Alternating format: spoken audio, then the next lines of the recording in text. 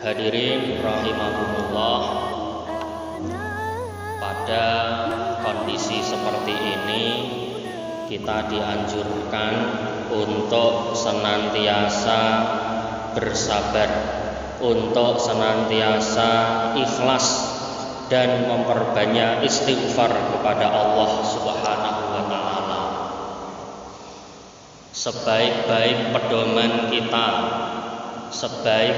pedoman kita adalah Al-Quran dan Al-Hadis, dan sebaik-baik teladan kita adalah Rasulullah Sallallahu Alaihi Wasallam, para sahabat, tabi'in dan tabi'in yang mengikuti Allah dan Rasulnya.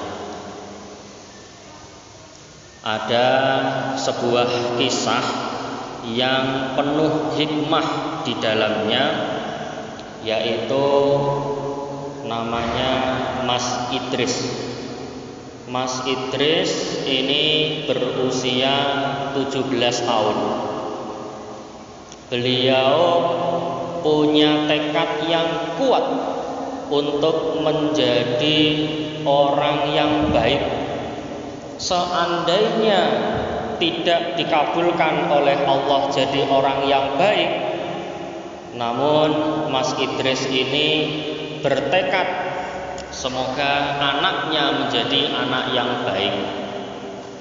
Oleh karena itu, suatu ketika Mas Idris ini pergi mondok, pergi belajar li talabil ilmi, pergi untuk menuntut ilmu.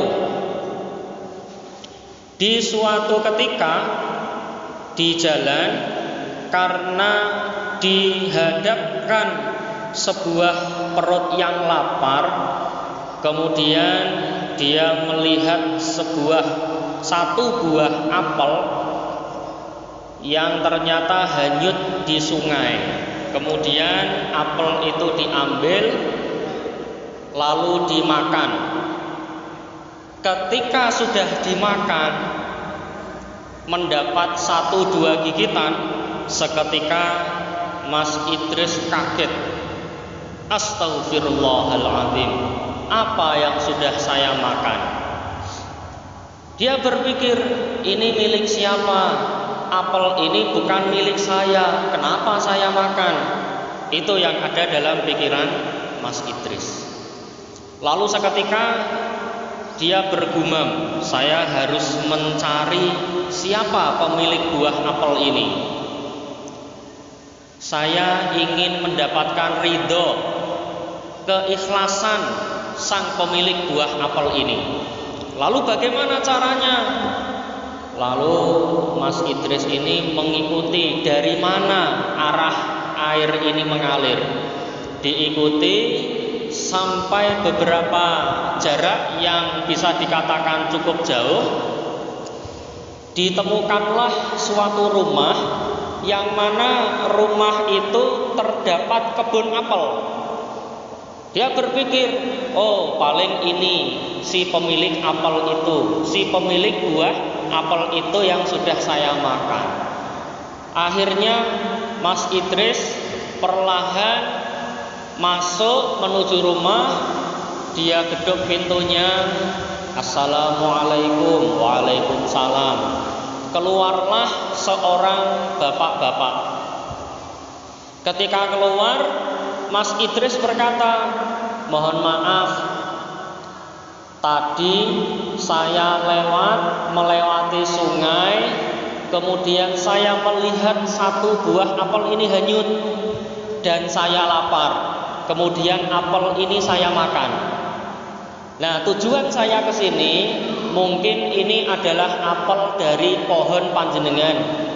Mungkin ini adalah apel yang jatuh dari kebun panjenengan. Untuk itu saya datang ke sini mau minta ridho panjenengan. Kemudian seorang bapak itu berkata, iya betul, ini apel milik saya, sesuai buahnya dengan apel yang saya tanam selama ini. Kalau gitu saya minta ridho panjenengan Bapak. Lalu si bapak ini berkata, tidak, saya tidak bisa dengan mudah seperti itu meridhokan buah apel yang sudah kamu makan. Lalu apa yang harus saya lakukan agar saya mendapat ridho panjenengan? Kamu harus ikut di rumah saya selama 10 tahun. Kamu harus mengabdi di rumah saya, bekerja di rumah saya selama 10 tahun. Ini Masya Allah. Jadi hanya karena buah apel yang dia makan 1-2 kali gigitan, ternyata membuat Mas Idris ini harus tinggal selama 10 tahun di rumah pemilik kebun. Akhirnya karena ingin minta ridho, dia batin. Daripada nanti apa yang sudah saya makan ini menjadi bara api neraka, ya sudahlah, tidak masalah, saya ikut selama 10 tahun dia bekerja. Akhirnya hari demi hari, bulan demi bulan, sampai tahun demi tahun. 8 tahun berlalu, 10 tahun berlalu. Akhirnya dia sudah bekerja mengabdi tanpa dibayar, tanpa digaji selama 10 tahun. Akhirnya dia memberanikan diri untuk pamit kepada si pemilik kebun. Tuan, ini ngomong-ngomong saya bekerja sudah 10 tahun. Apakah saya boleh pergi dari sini? Akhirnya si bapak itu berkata, belum boleh. Loh, kenapa kok belum boleh? Saya sudah 10 tahun sesuai perjanjian kita di awal.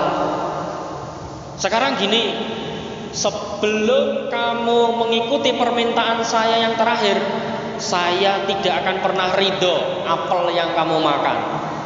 Nah, ini berat sekali. Akhirnya ya sudah, kira-kira permintaan panjenengan apa agar panjenengan bisa ridho dari apel yang saya makan? Kamu saya nikahkan dengan anak saya. Wah, akhirnya ketika dengar kata-kata ini Mas Idris kaget. Waduh, hanya gara-gara buah apel saya bekerja sudah 10 tahun tidak dibayar, ternyata disuruh menikahi anaknya.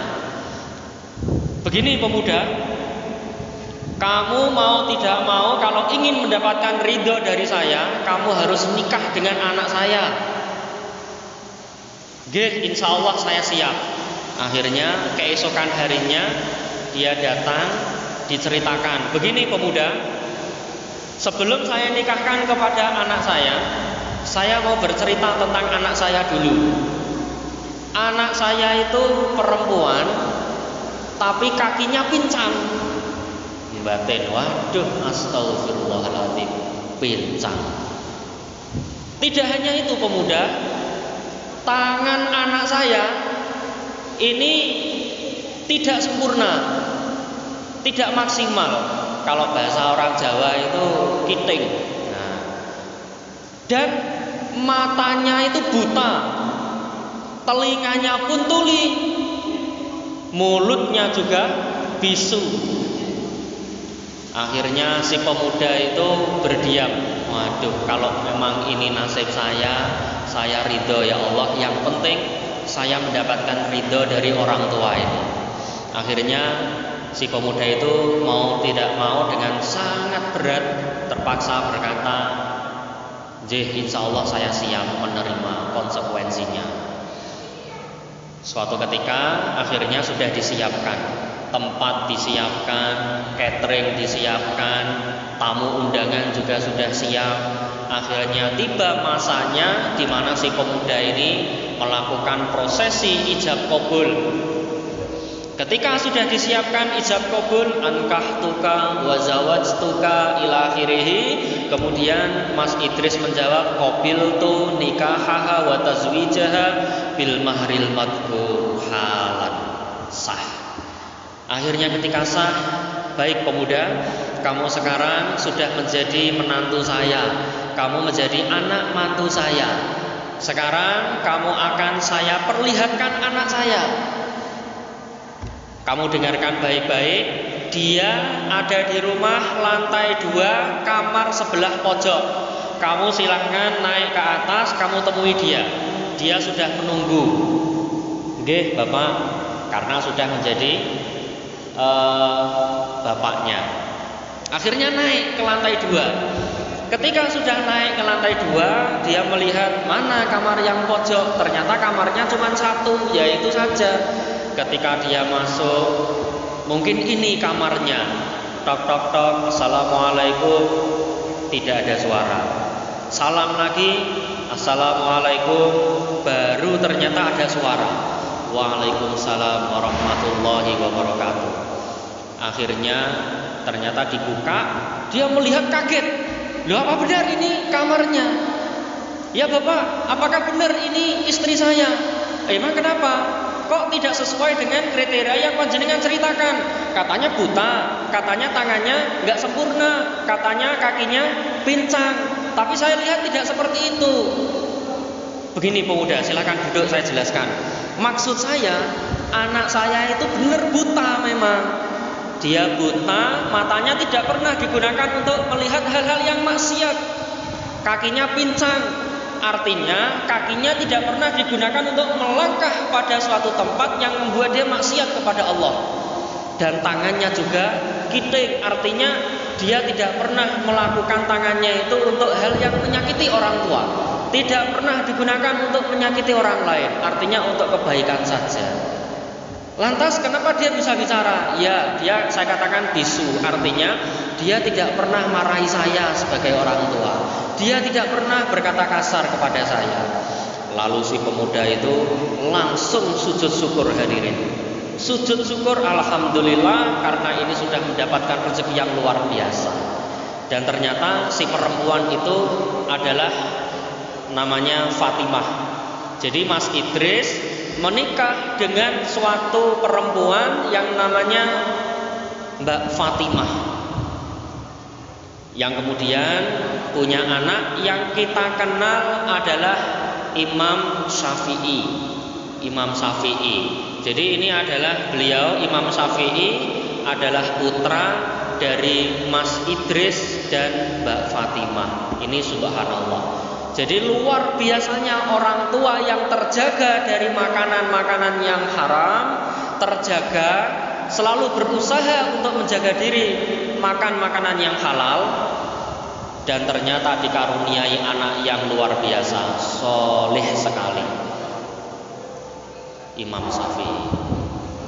Semoga kita dikaruniai anak yang soleh-solehah, sebagaimana dari kisah yang kita ceritakan barusan. Semoga kita bisa mengambil hikmah dari cerita ini dan semoga bermanfaat. Wassalamualaikum warahmatullahi wabarakatuh.